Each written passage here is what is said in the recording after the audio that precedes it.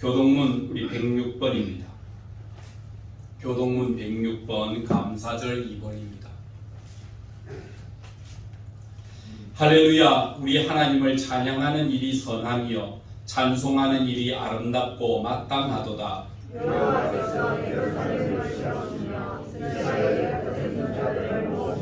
상심한 자들을 고치시며 그들의 상처를 싸매시는도다.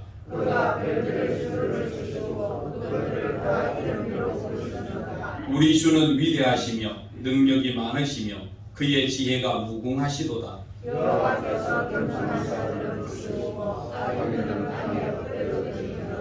감사함으로 여호와께 노래하며 수금으로 하나님께 찬양할지어다.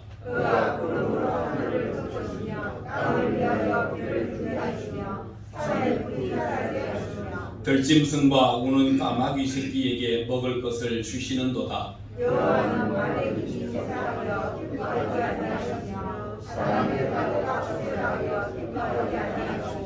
여호와는 자기를 경외하는 자들과 그의 인자하심을 바라는 자들을 기뻐하시는도다. 아멘. 착석하시고 이진출 장로님 대표로 기도 인도하시겠습니다.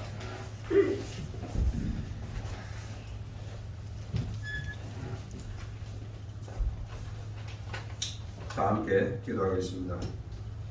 시절을 따라 역사하시는 아버지 하나님, 2021년 뜻깊은 추수감사절을 맞이하여 한 해 동안 베풀어 주시고 지켜주신 하나님께 영광과 존귀와 찬양을 올려드립니다.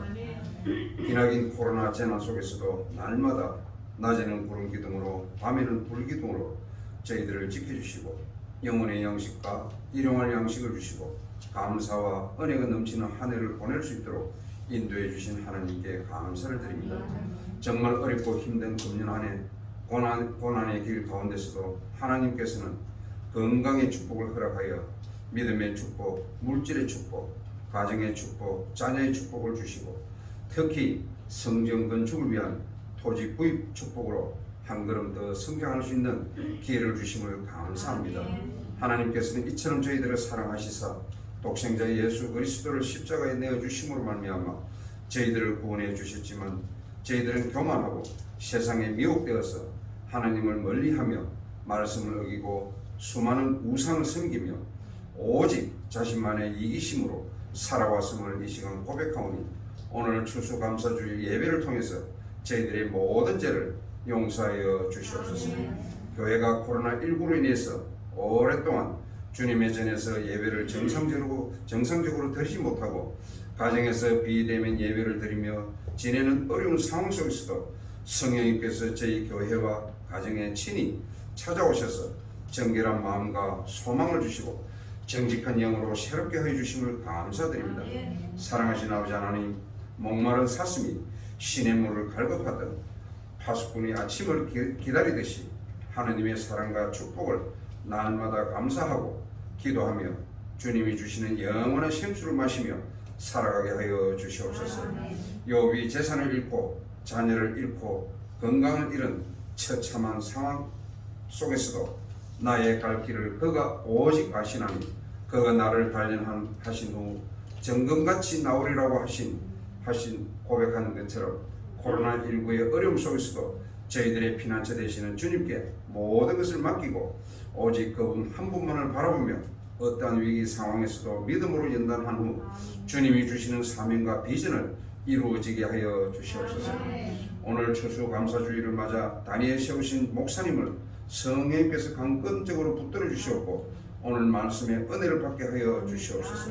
그리고 늘 매사에 감사하며 게을었던 믿음이 회복되게 하여 주시옵소서. 특별히 마음에 가시가 있는 성도들의 가시를 품어주셔서 하나님의 청지기로 살아가게 하여 주시옵고 특별히 또한 심령이 가난한 자에게는 복의 복을 더하여 주셔서 은혜로운 시간이 되게 하여 주시옵소서. 예배의 시종을 주님께 의탁드리옵고 오늘 추수감사주일을 맞아서 여전도회가 정성들여서 만든 아름다운 제단을 주님께서 기쁘게 받아 주실 줄 믿사옵고 날마다 일용할 양식과 영혼의 양식을 주신 거룩하신 예수님 이름으로 감사하며 기도드리옵나이다. 아멘.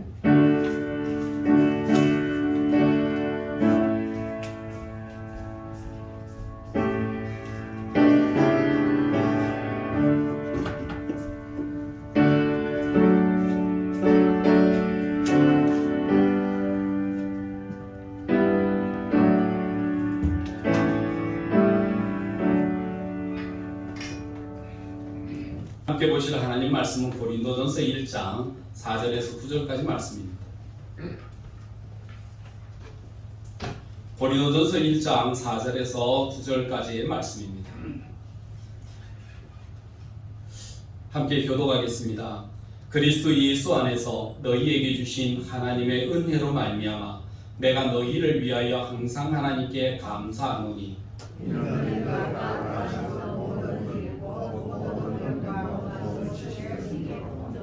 그리스도의 증거가 너희 중에 견고하게 되어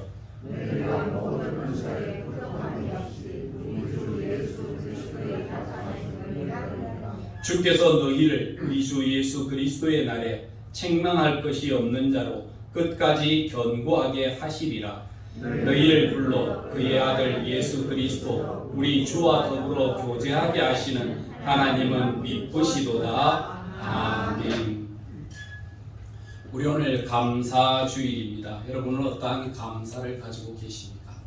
사람들마다 많은 감사의 조건들이 있고 많은 감사의 삶들이 있습니다. 실제적으로 우리 독일의 한 대형 병원에서 있었던 일입니다. 한 자매가 설암, 혓바닥에 암이 있어서 이제 혀를 제거하지 않으면 모든 암이 퍼져서 어려운 지경에 이르게 돼서 어쩔 수 없이 이제 혀를 제거하게 되었습니다. 마지막 순간입니다. 이제 의사가 이제 내일이면 수술에 들어가야 되는데 이제 어떻게 하실랍니까? 이제 혀를 이제 제거하게 되면 이제 평생 말은 못 하시게 됩니다. 하고 싶은 말이 있으면 지금 하십시오라고 이야기했습니다. 의사들, 간호사들 다 지켜보는 가운데 이 자매에게 이제 마지막 말, 이 사람은 이제 앞으로 말하지 못할 텐데 무슨 말을 할 것인가 하는 것들을 사람들이 이렇게 지켜보면서 많이 살폈습니다. 그때 이 자매가 거기 있는 속에서 잠시 손을 모으고 눈을 감고 고개를 숙였다가 눈물을 흘리면서 고개를 들면서 이렇게 표현했습니다. 하나님, 그래도 감사합니다. 이 말로 마지막 말을 맺었습니다. 하나님, 그래도 감사합니다.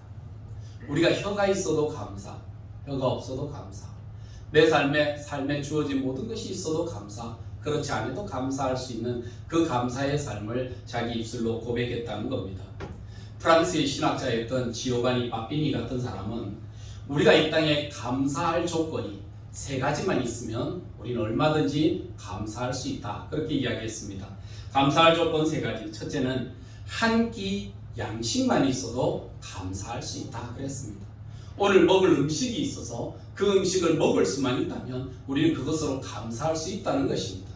두 번째는 내가 오늘 오갈 수 있는 건강만 있어도 나는 하나님께 감사할 수 있다는 겁니다. 오늘 건강을 잃어서, 아니 살아는 있지만 건강을 잃어서 우리가 병원에 입원해 있다든지 움직일 수 없다든지 하면 여러분 감사할 수 있는 조건이 되지는 못할 겁니다. 그러나 적어도 내 삶 속에 조그마한 감사가 있어서 내 발로 걸을 수 있고 내 마음으로 원하는 곳에 갈 수 있다고 하는 이 조그마한 건강 하나만 있어도 우리는 얼마든지 감사할 수 있다라고 그랬습니다. 마지막 삶 속에 우리의 인생 속에 소망이 있다고 한다면 뭔가 적은 소망 자체 하나만 있어도 우리는 항상 감사할 수 있다라고 이야기했습니다. 모든 것이 절망한 사람에게는 감사가 없습니다. 그런데 조그마한 소망 하나를 붙들고 있는 사람에게는 감사할 수 있는 희망과 길이 있다는 사실입니다. 저와 여러분들도 이 땅에서 조그마한 소망이 있습니다. 우리는 살아있을 때 이 땅에서 하나님의 누리는 것에 감사할 수 있지만 우리가 죽어서 하나님 나라 갈 수 있는 소망을 갖게 해주신 그 소망으로 우리는 감사할 수 있는 것입니다. 여러분, 우리 이 땅에 살아서도 이 땅에서도 천국이고 우리가 죽어 하나님 나라에 가서도 천국의 삶을 얻게 해주신 하나님께 감사할 수 있는 것입니다. 이것이 우리의 삶에 가지는 감사입니다. 사람은 이 땅에 살아가며 감사가 자주 사라질 때가 있습니다. 그것이 바로 불만, 불평, 원망이라는 겁니다. 여러분, 신앙생활하는 우리에게도 불평과 원망이 있습니다. 여러분, 교회를 뭐라고 생각하십니까? 이 교회가 뭐죠? 여러분, 교회가 천국입니까? 교회가 세상입니까? 아닙니다. 바울 사도는 사도행전 7장 38절 말씀에 보면 이 교회가 뭐냐라고 그랬을 때에 광야교회라고 이야기했습니다. 여러분, 광야가 어디입니까? 저 세상이 광야가 아닙니다. 진짜 광야는요, 우리 교회가 광야입니다. 여러분, 교회가 뭐 어떨 때 보면 천국인 줄 알고 모여들어서 천국과 같은 삶을 원했는데 교회가 천국이 아니더라 하는 사람들 많이 있거든요. 성경은 우리가 진짜 광야가 어디냐라고 물어보면요, 광야라고 하는 것은 바로 교회가 바로 광야입니다. 메마른 이 광야 속에 누가 인정해 주든지 누가 인정 안 해주든지 사람들이 많든지 적든지 오직 이스라엘 백성들이 광야의 삶에 있어서 가져야 했던 그 원칙이 하나 있다고 한다면, 첫째는 하나님만 바라보는 것이고 둘째는 하나님의 말씀 앞에 순종하는 기관이 바로 교회라고 하는 것입니다. 그래서 하나님께서 이스라엘 백성들을 광야 40년 동안 끌고 다니실 때에 짐을 싸라면 싸는 것이고 풀으라면 푸는 것이고 먹으라면 먹는 것이고 먹지 말라면 먹지 마는 것이고, 그 훈련을 40년 동안 했던 것이 광야 생활이라는 것입니다. 여러분, 우리 교회가 어디입니까? 광야입니다.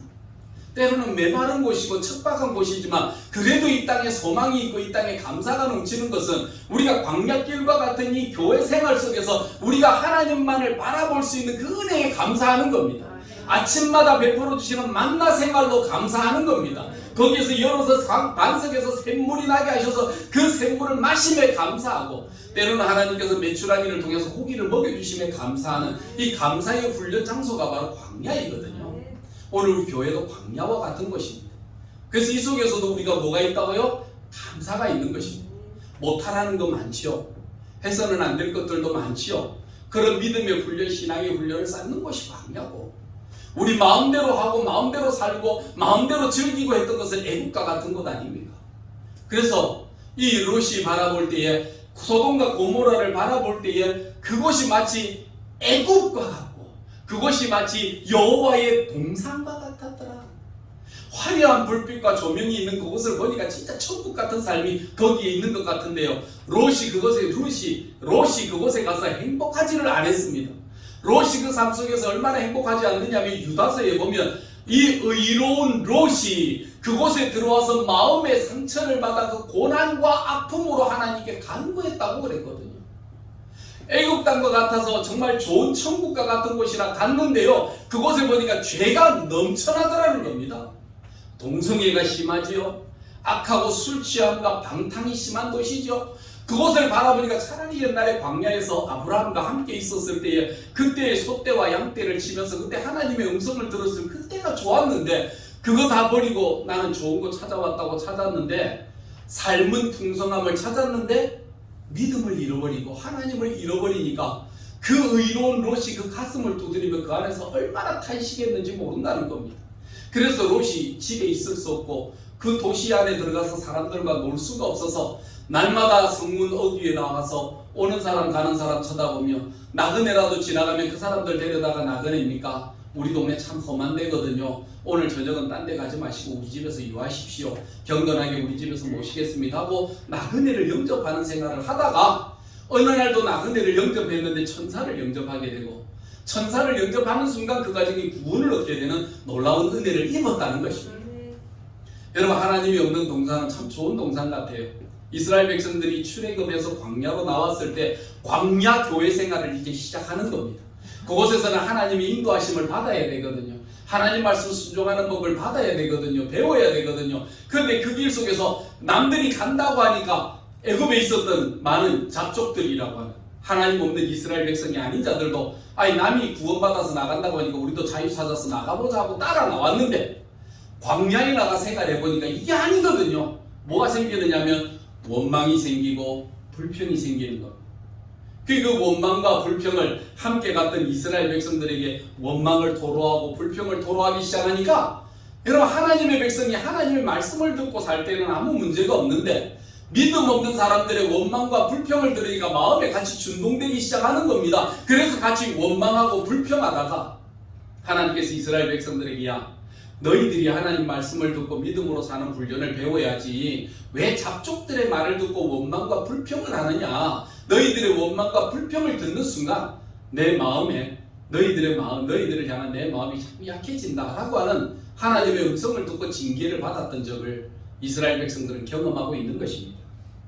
왜 불평이 생기고 왜 불만이 생기고 왜 원망이 생기겠습니까? 여러분, 두 가지를 우리가 들 수가 있습니다. 첫째는요, 상대적인 우리가 인식이 때문에 생기게 된다는 것입니다. 상대적 가치인식이 생기기 시작하면서 누구는 어떤데 누구는 어쩌는데 누구는 어쩌는데 이런 게 생기기 시작하면서 남과 비교하기 시작하면 계속 원망이 생기고 남과 비교하면 계속 불평이 생기는 것입니다. 근데 우리 농사를 짓는 분들은 알잖아요. 농사를 짓는 분들을 이제 살펴보면 옆집에 논에서 자라는 벼이삭과 우리 논에서 자라는 벼이삭이 다르게 자랄 때가 있어요. 옆에 어떻게 농사를 애들이 잘 자라는데 우리 쪽에는 보니까 얼마 자라지를 않는 겁니다. 그래서 마음에 막 한이 생겨서 저것들이 키 크게 자라니까 우리도 좀 해봐야 되겠다. 밤중에 몰래 가서 심겨져 있는 벼이삭들을 좀 그만큼 자라게 해야 되겠다. 쑥쑥 뽑아 올립니다. 쑥쑥 뽑아 올리는 순간 죽는 겁니다. 여러분, 섭리대로 가는 것이 아니라 남과 자꾸 비교하면서 남은 잘 되는데 나는 왜 안 되냐, 남은 이런데 나는 왜 이러냐라고 하는 마음들이 자꾸만 생기게 되면은요, 우리 마음속에 불평과 원망이 생기게 되어 있습니다. 두 번째는 불평과 원망이 왜 생기느냐면 내 만족이 안 되는 거예요. 나의 만족. 여러분, 신앙생활을 하는 중에 가장 중요한 문제가 뭐냐면 내 만족을 자꾸 추구하는 사람들이 많습니다. 그래서 원망하는 사람, 불평하는 사람들 내려보면 늘 그 마음속에 나라고 하는 게 들어있습니다. 내 생각은 그게 아닌데, 내가 생각하기로는 이런데, 나는 이렇게 하기를 원하는데, 나는 저렇게 되어야 된다고 보는데, 나는 어떤데 하는, 여러분, 믿음생활, 신앙생활 중심이 하나님 중심, 말씀 중심, 교회 중심이 아니라 항상 나 중심적으로 신앙생활 하다 보니까 불평과 원망이 생기게 되는 것입니다. 여러분, 내 마음대로 되는 게 있습니까? 내 원대로 하는 게 있습니까? 이스라엘 백성들이 자기들 마음대로 하려고 했다면 무슨 일이 생깁니까? 자기들 마음대로 하려고 했다면 모세는 우리 지도자가 아니야. 모세 따라 했더니 광야에 나와서 이런 생고생이나 하고 있으니 우리가 우리 지도자를 하나 세워서 다시 애굽으로 돌아가자. 그곳에 가면 우리가 외도 먹을 수 있고 고기도 먹을 수 있고 불가마 곁에서 살 수 있고 우리가 술도 마실 수 있고 우리가 즐거운 게 얼마나 많이 있는데 모세 따라서 우리 자유 얻는다고 해서 나와봤더니 광야에서 이게 뭐하는 짓인지 모르겠다. 차라리 우리의 지도자를 뽑아서 우리가 광야로 돌아가자라고 다시 애굽으로 돌아가자라고 했던 여러분 이스라엘의 모습과 같은 모습들이 저와 여러분에게 나올 수가 있습니다. 우리가 믿음생활, 광야생활 속에서 가져야 될 것은요, 어떤 삶이냐면 나 중심적이 아니라 하나님 중심의 신앙생활을 해야 되는 것입니다. 나 중심적인 신앙생활을 하는 여러분 사람들이 두 종류의 신앙이 있습니다. 하나는요, 불건전한 이단들이 그렇고요, 또 하나는요, 자유주의자들이 그렇습니다. 여러분, 자유주의자들이나 이단들이나 똑같습니다. 자기 중심의 신앙생활을 합니다. 그래서 이 사람들은요, 살아갈 때 자유주의자들은 하나님 중심이 아닌 자기 중심으로 살다 보니까 동성이 하는 거 왜 그런 놔둬라. 지구 좋다면 그만이지. 내가 생각할 때 지구 좋다면 지가 알아서 살도록 놔두는 게 좋겠다. 뭐 지가 뭘 하든 말든 놔둬라라고 이야기하는 휴머니즘, 인간적 생각과 사고방식으로 놔둬라라고 이야기합니다. 여러분, 잘못된 이 이단들의 경우도 마찬가지네요. 자기 중심의 믿음 생활을 합니다. 여러분, 요즘 이제 조심하십시오. 이단들이요, 한국 교회를 향해서 어지럽히고 있거든요. 인터넷이나 유튜브들 여러분 조심해서 봐야 됩니다.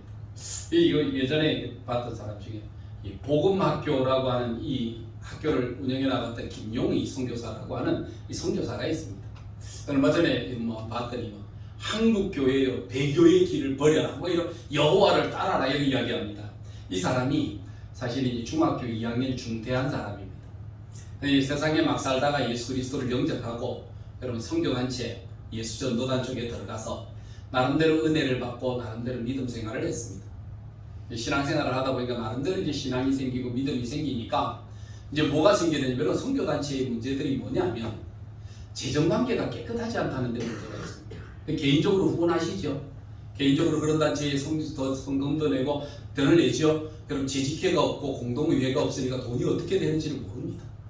돈이 쓰여지는 것이 명확하지 않고 불분명하다 보니까 이 조금 구석에 깊이 들어간 사람은 돈의 흐름들이 보면 원치 않는 방향으로 흘러가는 게 참 많은 게 보이거든요. 그러니까 그 속에서 뭐가 생기느냐, 불평이 생기고 불만이 생기면서 계속 분파들이 나옵니다. 여러분, 이단들은요, 이단에서 분파 활동이 일어납니다. 그 나오면서 거기에 불만을 가진 사람이 예수전도단 쪽에서 좀 빠져나와서 복음 전도회라는 것을 만듭니다. 목사는 안 되죠. 왜냐하면 제대로 공부를 못하니까. 공부가 안 되니까, 목사가 안 되니까 그나마 붙일 수 있는 단어가 하나 있습니다. 그게 선교사라고 하는 거. 여러분, 선교사는 그런데 붙이는 게 아닌데요. 그냥 자기들이 선교사라고 하는 이름을 입고 선교사로서 설교하고 선교사로서 말을 하는 겁니다. 제대로 배우지 못하고 제대로 알지 못하니까 감정이 있고 듣기 좋은 말들과 이단들은요 좀 어려운 말들을 섞어가면서 이야기를 하면 뭔가 유식해 보이잖아요. 여러분 학력이 좀 낮은 사람일수록 좀 이래 자꾸 유식한 말을 좀 어려운 말들을 자꾸 쓰거든요. 그러면 좀 유식해 보일까 해서 자꾸 말을 쓰기 시작하다가 뭐가 생기느냐면 여러분 용어 잘못하고 잘못 따라가다 보면 이단으로 정제되기 쉽습니다. 그래서 2017년도에 합신이라는 교단에서 이 사람의 설교에 뭐가 문제가 있다라고 해가지고 그 설교를 분석에 들어가다 보니까 여러 이단적 요소와 이단적 사설이 많이 있습니다. 17년도에 이 사람이 이단성에 대해 경고를 했을 때 그때는 이 김용희 씨가 허리를 숙였습니다. 이단으로 정제되면 안 되니까 잘못했습니다. 한국교회가 바르게 가르치면 바르게 따르겠습니다 하고 한껏 허리를 숙였어요. 그때는요 잘 배우겠습니다 했습니다. 그런데요 배우는 게 그리 쉽지 않습니다. 내가 입에 익은 게 있고 마음에 익은 게 있고 생각이 익은 게 있으면 여러분 그게 잘 고쳐지지 않습니다. 여러분 이단들이요 이단에서 나왔다가 다시 이단에 들어가는 이유가 뭡니까? 안 고쳐져요. 한번 구부러진 게 제대로 펴지지를 않습니다. 그래서 또 이단 쪽에 마음을 가거든요. 고치겠다 해놓고 처음에는 조심하는 것 같다가 다시 원래대로 돌아가니까 합신해서 결국 이 사람에 대해서 21년도 금년에 들어서 이 사람에 대해서 이단 판정과 공청회를 딱 내려버리는 거. 그러니까 얼마나 화가 나는지 내가 이단이라고 내가 어떻게 이단이야. 그럼 삼국교회요 배교의 길에서 돌아서서 여호와께로 돌아오라. 네가 이단이 되었다고 한국교회가 다 배교한 겁니까? 그런 교만함이 어디 있습니까? 나 중심적으로 살다 보면요 여러분 모든 사람을 적으로 만들고 모든 것들을 다 거짓이라고 이야기하는 이 엉터리 같은 길에 빠지기가 쉽습니다. 여러분 이단들이 다 그렇게 모여 있습니다. 그거를 갖다가 누가 띄워서 한국교회가 꼭 들어야 될 설교입니다고 썼던가 하면 김영현이라고 하는 여러분 좀 젊은 전도사인데요. 이 사람이 어디 출신이냐면 큰 믿음교회 변승우 목사의 제자입니다. 거짓된 성령학교 출신으로 성령학교 나와가지고 지금 전도사 생활을 하고 있는 사람인데요. 이 사람이 FT너 해가지고 FTNER 해서 이제 그 유튜브를 띄우는데 한 12만 구독자들을 가지고 있습니다. 이 사람이 그거를 받아들이면서 한국교회가 다 썩었다라고 한국교회에 대한 비방으로 이 사람들이 써나가는 겁니다. 겉으로는요 이 이단들 소위 말해 근본주의자들이라고 하잖아요. 여러분 이슬람도 보면 이 근본주의자들이 있잖아요.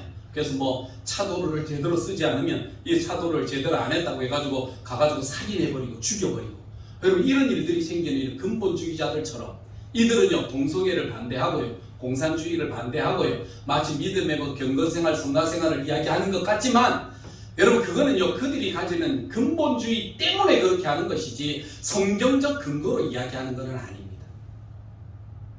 그들은 잘못된 신앙생활을 하고 있는 거예요.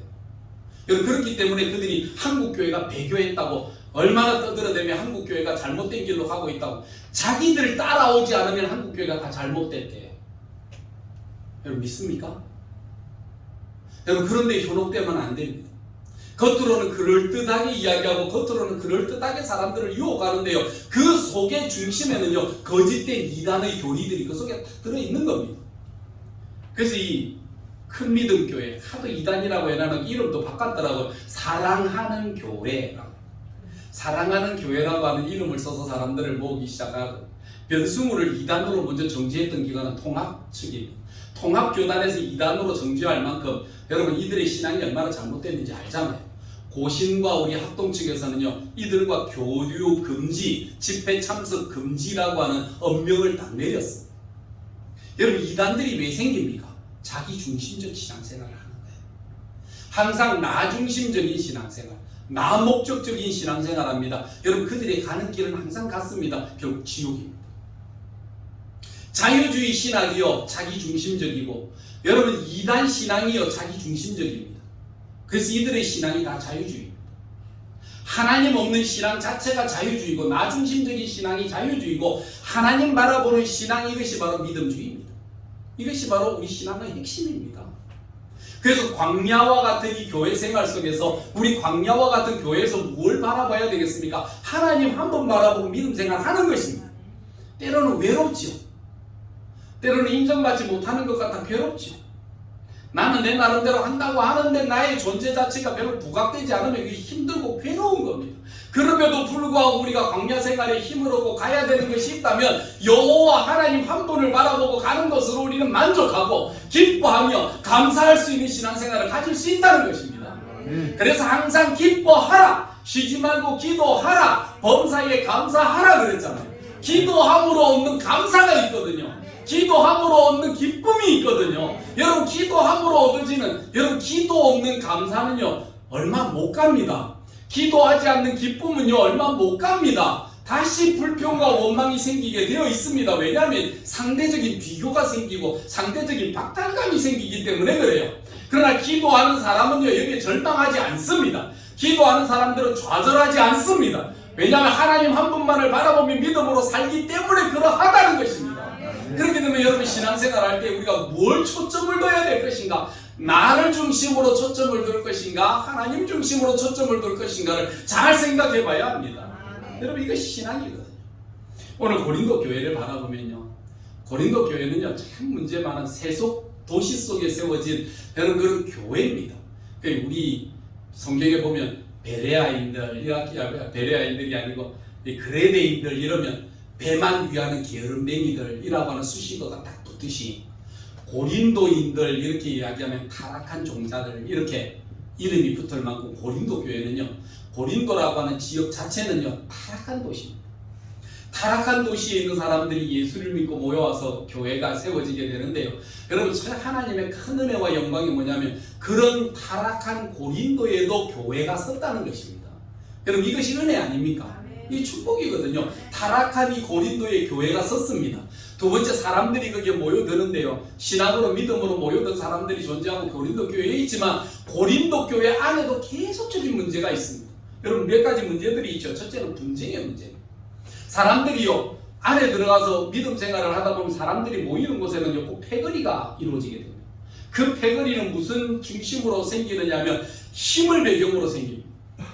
누가 우리 구심점에 힘이 있느냐, 누가 우리 구심점에 능력이 있느냐 하는 그 사람 중심으로 사람이 모입니다. 그러니까 신앙이라고 하는 이름을 가지고 있으니까 얼마나 거룩하게 보입니까? 나는 개밥하다, 나는 베드로, 우리는 신앙에 있어서 베드로가 진짜 신앙의 실세거든. 우리는 베드로 중심이다. 아니다, 우리는 그렇지 않다. 우리는 야고보 중심으로, 우리는 바울 중심으로, 아볼로 중심으로 각기 세워지는 사람들이 각기 모여지는 단위들이 다 달라요. 그런 모임들이 다 있는데 아니다. 개바가 모이면 바울은 모시면 아니다. 진짜 우리가 교회 모였으면 예수 중심으로 모여야지. 우리는 그리스도 중심이다. 서는 사람들이 다 존재하는 겁니다. 그런 모임 속에서 그리스도 중심이라고 하면서도 팔을 가르는 건 또 뭡니까?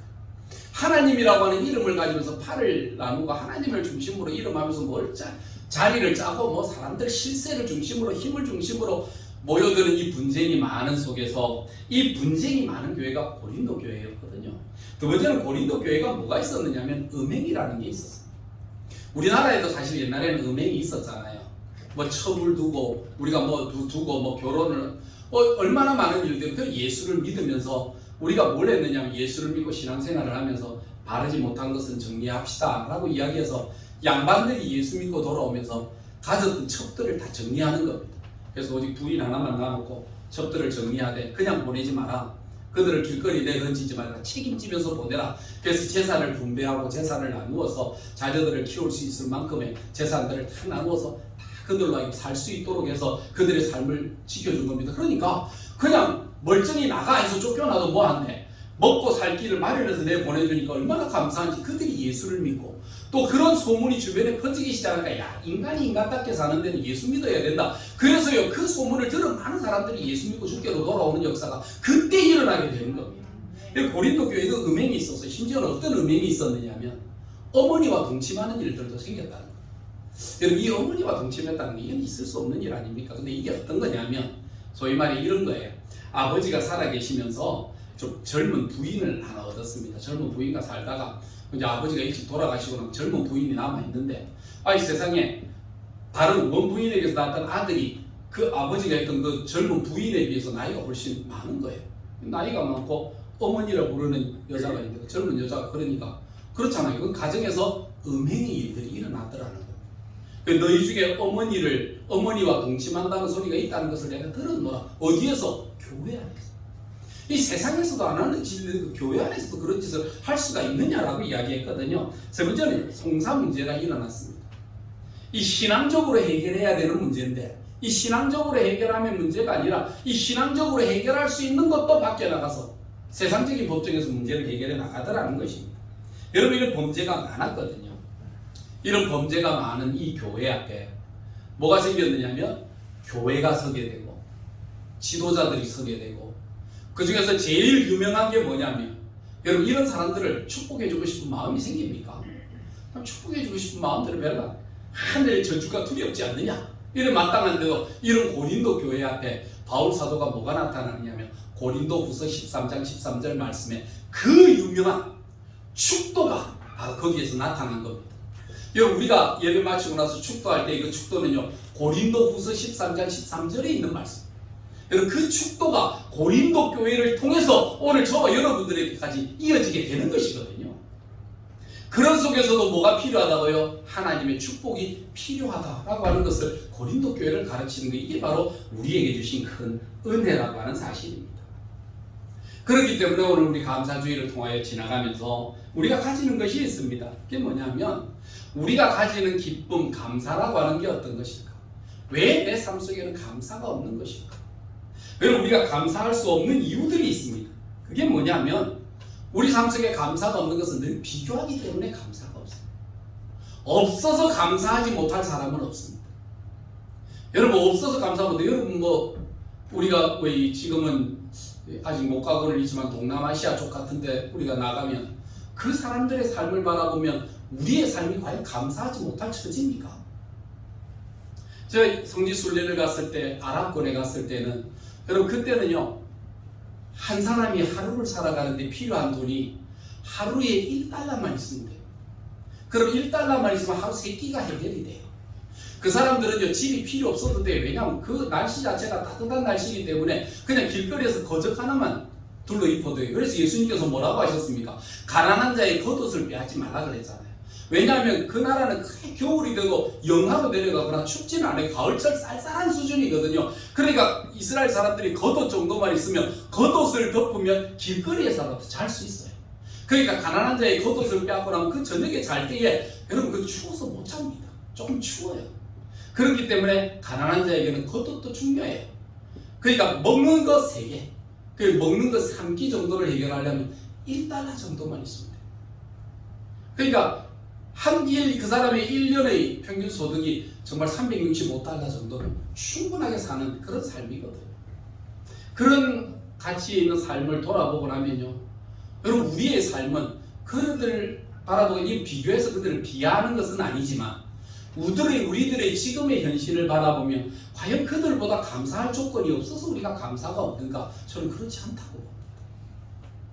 항상 비교하게 되면 안 됩니다. 두 번째는요, 내 삶 속에 내가 필요한 것을 정해놓고 그 만족에 살려고 하면 여러분 우리는 결코 만족하지 않습니다. 제가 늘 여러분 말씀드리잖아요. 하나님이 우리를 어떠한 사이즈로 만드셨는지를 알아야 됩니다. 여러분의 사이즈가 얼마만 합니까? 못하기는 조금만 해도 우리의 사이즈는 어느 정도입니까? 여러분의 사이즈가 어느 정도 되세요? 모르십니까? 여러분 옷 살 때 사이즈 모르고 사십니까? 우리 사이즈를 알자면 내 사이즈를 알아야 돼요. 여러분의 사이즈는 얼마만 하다고요? 여러분의 사이즈는요, 예수님이 딱 정해주셨어요. 얼마만 한 게 내 사이즈인가? 온 천하보다 귀하다. 이 천하 만물보다 여러분이 더 큽니다. 그러니까 전 세계를 내 안에 갖다 집어넣어도 나는 만족하지요 못합니다. 전 세계를 다 가져도 여러분 만족 못해요. 왜냐하면 내 사이즈가 그렇게 커요. 여러분 사이즈를 모르면 안 됩니다. 내 사이즈가 어느 정도일까? 이 천하 만물을 다 내 속에 집어넣고서도 불만이 있습니다. 그러니까 천하 모든 것을 다 넣어도 나는 불만해. 왜요? 그 사이즈가 내 사이즈보다 작거든요. 근데 우리의 사이즈보다 우리가 큰 것을 넣지 않으면 내 마음에 결코 만족이 없는데 나보다 더 큰 것을 넣어야 되는데 나보다 더 큰 것이 뭡니까? 나보다 더 크신 분은 하나님밖에 없습니다. 하나님을 내 삶 속에 모셔야 내 삶이 만족해지는데 하나님 없는 인생을 살아가면 살아갈수록 모든 것을 다 가지면 가질수록 불만이 생기고 불평이 생기는 게 저와 여러분의 인생이라니까요. 그러니까 세상의 것으로 여러분 만족 못해요. 사람을 보며 세상을 볼 때는 만족함이 없었네. 나의 하나님 그분을 볼 때에 나는 만족하겠네. 여러분이 우리 노래도 불렀잖아요.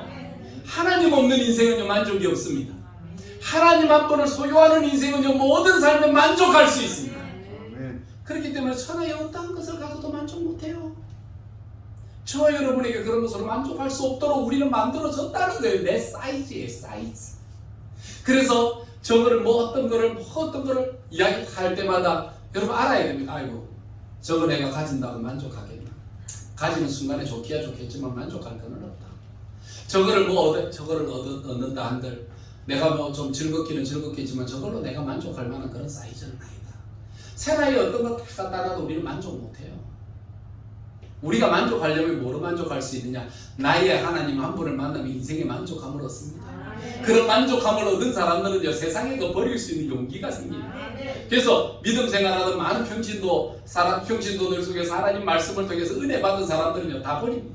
그래서 어떤 사람은요 정말 서울에 그 큰 약국을 경영해서 얻어지는 수입만 해도요 몇십억씩 얻을 수 있는 그런 약국을 가진 사람들이요 어느 날 어머니 아버지 앞에 장인 장모 앞에 가서 아이고 좀 미안합니다. 우리 하나님 은혜를 받고 나서 이렇게 사는데 이렇게 살면 안 될 것 같아서 이제 선교 나가기로 하고 우리가 이렇게 정리하기로 했습니다. 그러니까 부모가 말리는 거 여기서 돈 벌고 자식 키우고 공부시킬 수 있는데 왜 선교지로 가서 고생을 하려고 하냐? 그러니까 하나님의 은혜가 내 속에 있으니까 뭐 돈으로 보내는 것도 있겠지만 그러나 내게 주신 약사의 기술을 가지고 약으로 사람들을 치료할 수 있는 약사가 필요로 하는 동네들이 얼마나 많은데 저번에 갈랍니다고요. 두 사람이 갔어요. 그래서 목사님이 이제 선교 길을 가면서 이렇게 가다가 그 집사님 부부가 있는 그곳에 갔더니 시골 한쪽 구석에 그 정말 초가집 같은 그런 곳에다가 약국 하나 놔놓고 두 부부가 앉아갖고 약을 팔고 있는 거예요. 얼마나 자기가 볼 때는 서울의 그 큰 약국을 경영하던 그 부자와 같은 그런 곳에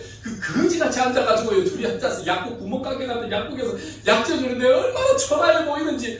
아이고 집사님 고생 안 합니까? 고생은 아이고 목사님 정말 내가 서울에 있어서 그 수십억을 벌던 그때에 비해서 지금 내 기쁨은 이루 말할 수가 없습니다. 나는 얼마나 기쁜지 모릅니다. 그때는요 약을 팔아 돈을 버는 것으로 장사를 했지만요 지금은요 내가 약을 가지고 생명을 살리는 일을 하고 있습니다. 얼마나 내가 기쁜지 모릅니다. 정말 오기를 정말 잘했다고 봅니다. 사람의 눈에는 거지 같은 생활인데 하나님을 모시고 사니까 거지 같은 인생 속에서도 행복을 추구하며 살더라는 것입니다. 여러분 천국은요 이 땅 속에 있는 어느 장소에 있는 것이 아니라 하나님을 소유하는 그 자리가 내 주 예수 모신 그곳이 그 어디나 하늘 나라라고 하는 찬송을 저 여러분 부르지 않습니까? 그러니까 우리의 진정한 감사는 어디서 나올까? 하나님으로 말미암아 나오는 감사밖에 없다라고 하는 것입니다. 그럼 오늘 감사 주일을 우리가 지나갑니다. 참 우리가 살아가면서요 감사할 게 뭐가 있다고 기뻐할 게 뭐가 있다고 아닙니다. 우리가 정말 감사할 게 너무나 많아요. 아까 빠삐니가 이야기했던 것처럼 우리는 저녁에 먹을 거 걱정 안 하고 살잖아요. 저녁에 먹을 거 걱정을 하기는 하죠. 뭐 먹을까로 걱정하죠. 어떤 맛있는 것을 먹을까로 걱정하죠. 그렇지 뭐 저녁에 아이고 끼니가 없어갖고 오늘 어디서 얻어먹어야 돼 이런 거는 걱정 안 해요. 오늘 저녁에 뭐 먹을까? 고기를 먹을까? 소를 먹을까? 돼지를 먹을까? 닭을 먹을까? 생선을 먹을까? 육회 공군을 가지고 걱정합니다. 볶아 먹을까? 날것으로 먹을까? 싸 먹을까? 쪄 먹을까? 이런 걸로 걱정하죠. 없어서 걱정은 안 하지 않습니까? 감사하시기를 바랍니다. 그럼 그거 얼마나 감사할 일입니까? 두 번째는 우리가 살아나가면서요 우리가 건강이 있으면 감사하죠. 여러분 교회 올 수 있으니까 감사하죠. 여러분 교회 올 수 없으면 여러분 하나님께서 길 열어주시거나 발 열어주시지 않으면 교회 못 와요. 지금도 병원에 누워가지고 교회 가고 싶어서 교회 가고 싶은데 하는 사람들 얼마나 많은지 모릅니다.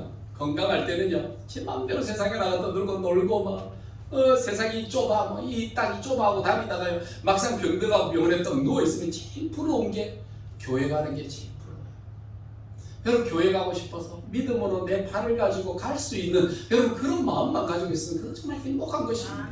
우리 삶 속에서요 정말 소망이 있는 사람이 행복한 사람입니다. 여러분 꿈과 소망이 있으십니까? 내가 이 땅에 살아서도 천국이고 하나님 나라에 가서도 천국이고 우리가 어디에 있든지 천국이고 내 주 예수 모신 그곳이 하늘나라라고 하는 이 믿음으로 사는 그 사람이 얼마나 행복합니까?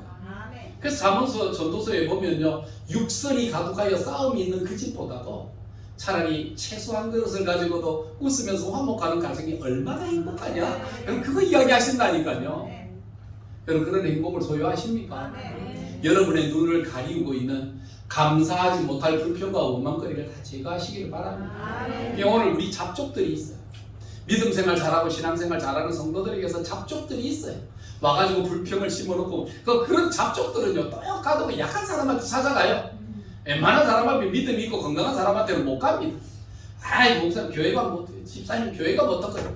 쓸데없는 소리 하고 있네. 우리가 하나님 보고 신앙생활 믿음생활 해야지. 말씀 속에서 우리가 건강하게 걸어가야지. 그런 불평과 불만하지 마라. 집사님 요새 기도 안 하더만 시험 배울 줄 알았다. 기도도 열심히 하라. 뭐 이래야 되는 건데 불평하고 원망하는데 딱 다가가면 니도 그래 생각하나 나도 그래 생각했나 꼭 참고 있었는데 우리가 그래 이야기하니까 시원하다가 불평 것들을 요만한 불씨가 이만한 불씨가 돼. 여러분 그 불 붙이는 여러분 그런 방화범이 되지 마십시오.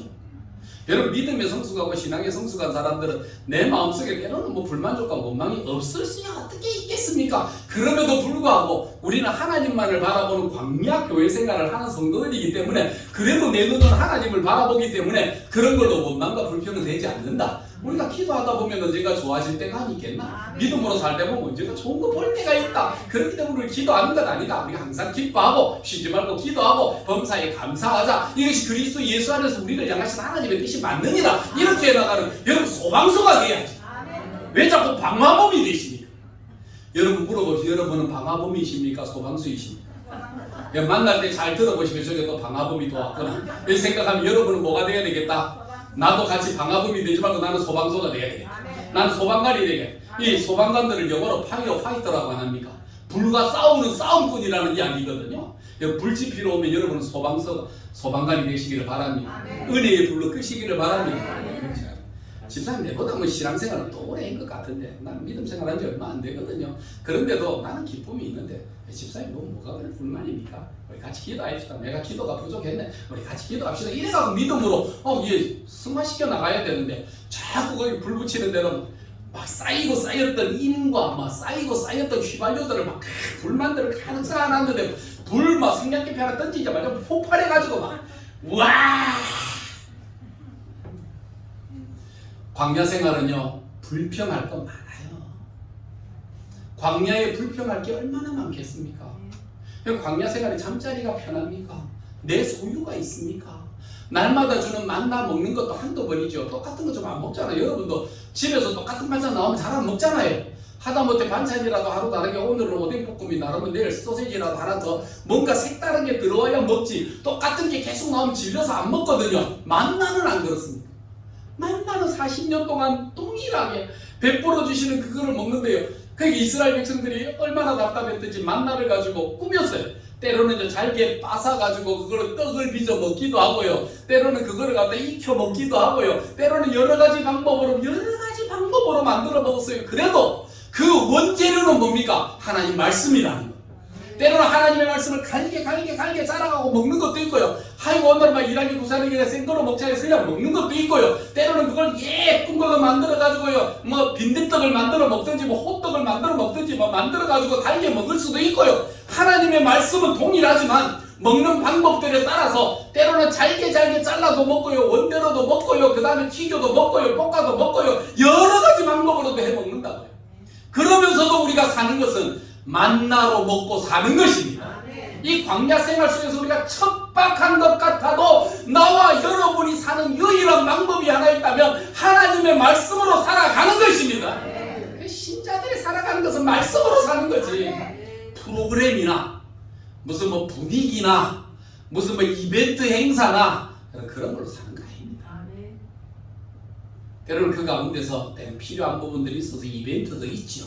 때로는 프로그램 행사도 있죠. 그러나 그것이 주가 아닙니다. 가장 주된 것은요.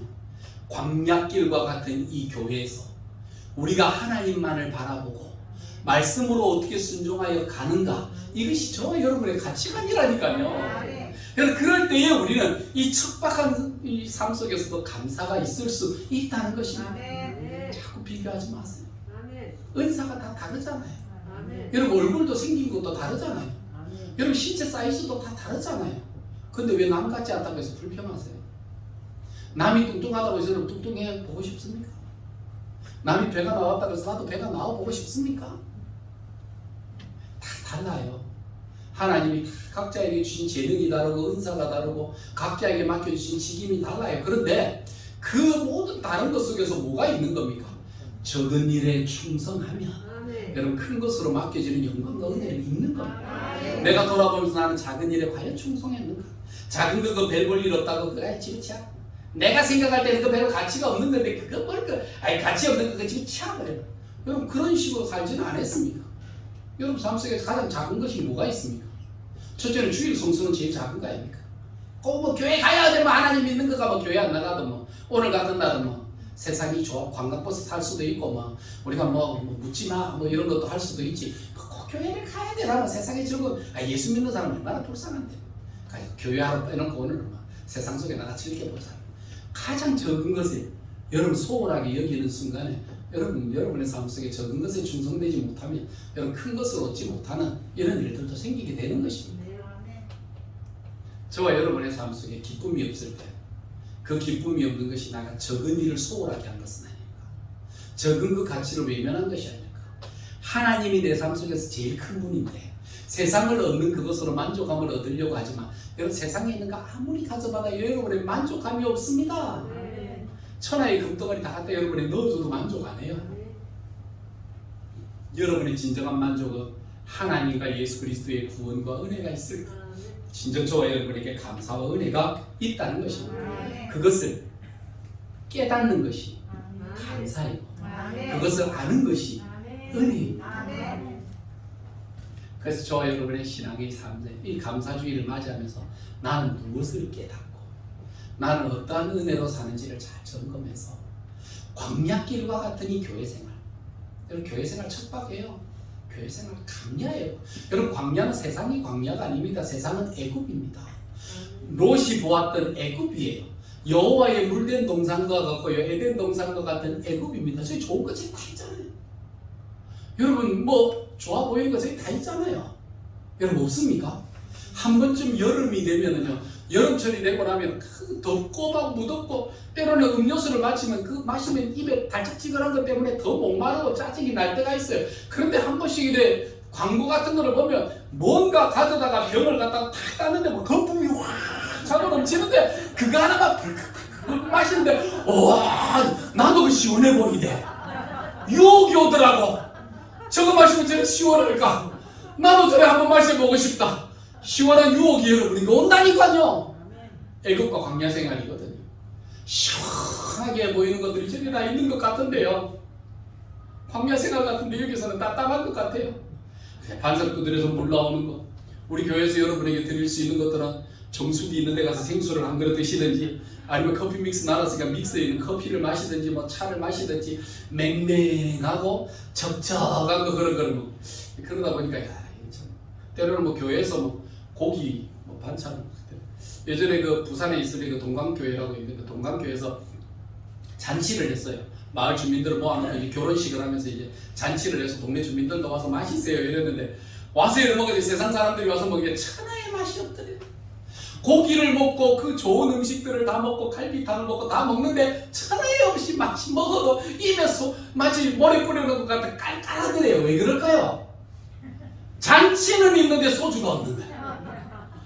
그러니까 이 고기가 이거 기름진 거를 먹을 때 소주라도 한잔 해야 뭐가 되는데 이게 그러니까 어떤 한 분이 잠시 나갔다 이래 오더만 여기 앉아서 먹는데 밑에 밑으로 상 밑으로 그걸 하나 딱 따가지고 컵을 이래 내가 밑에서 싹 따라가지고 밥 먹을 때마다 한 잔씩 이러면 그러니까 먹는 것 같은데 그걸 이제 봤잖아요. 성도들이 보면 냄새가 나고 알잖아요. 그러니까 그래서 어르신 이제 술 드시면 안 됩니다. 술 못 드십니다. 술은 나가서 드시고 여기는 음식만 드셔야 됩니다.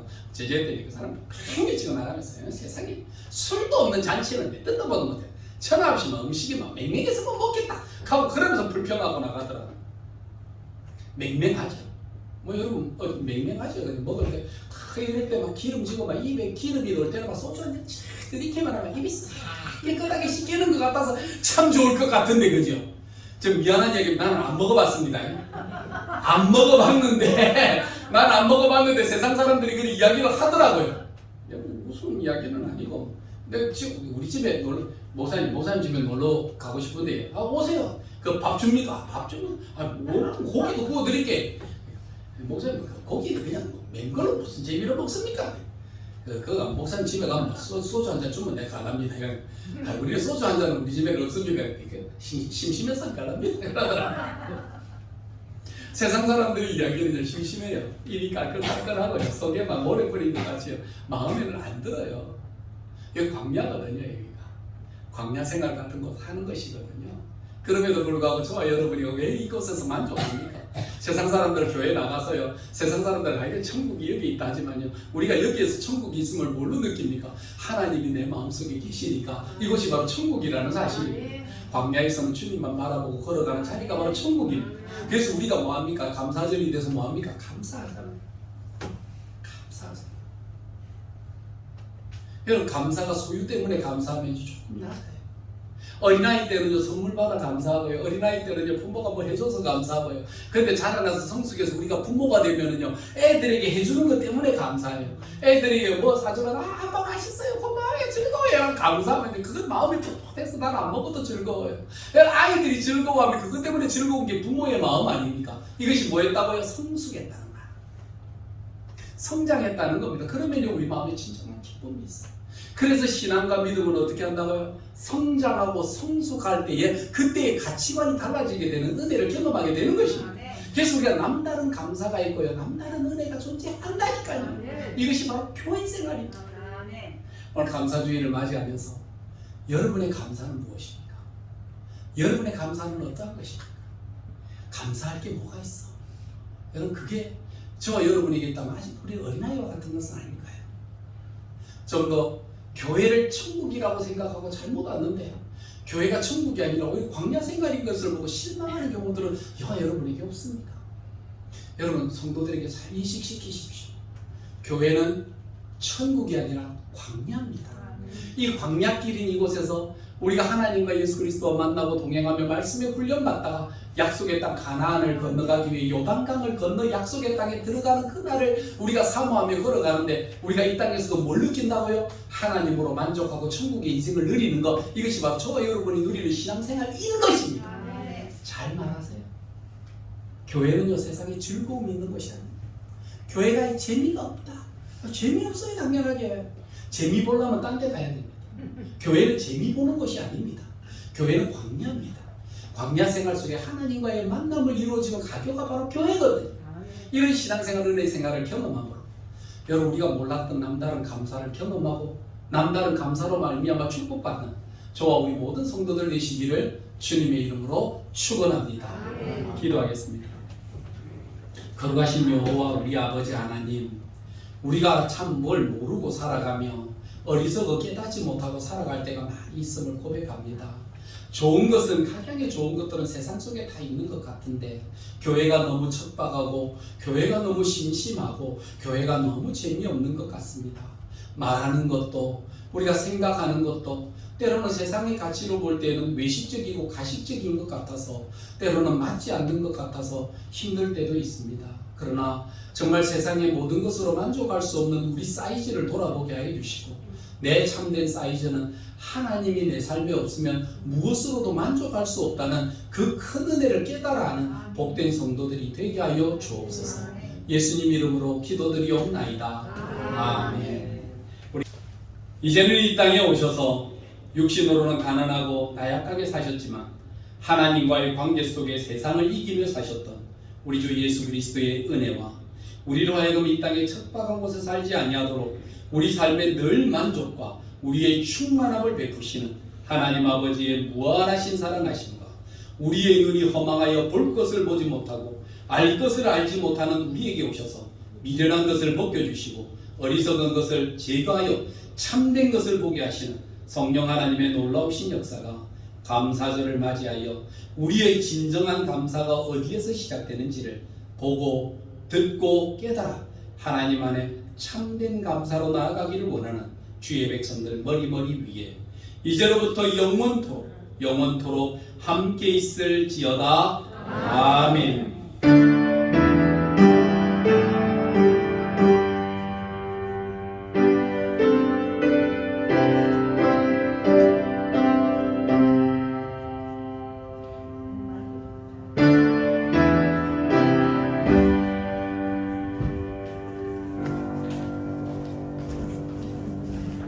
예, 우리 성도님들은 다 자리에 앉으시고요. 우리 권사님들 다 나오셔서 좀 도와주세요. 전도회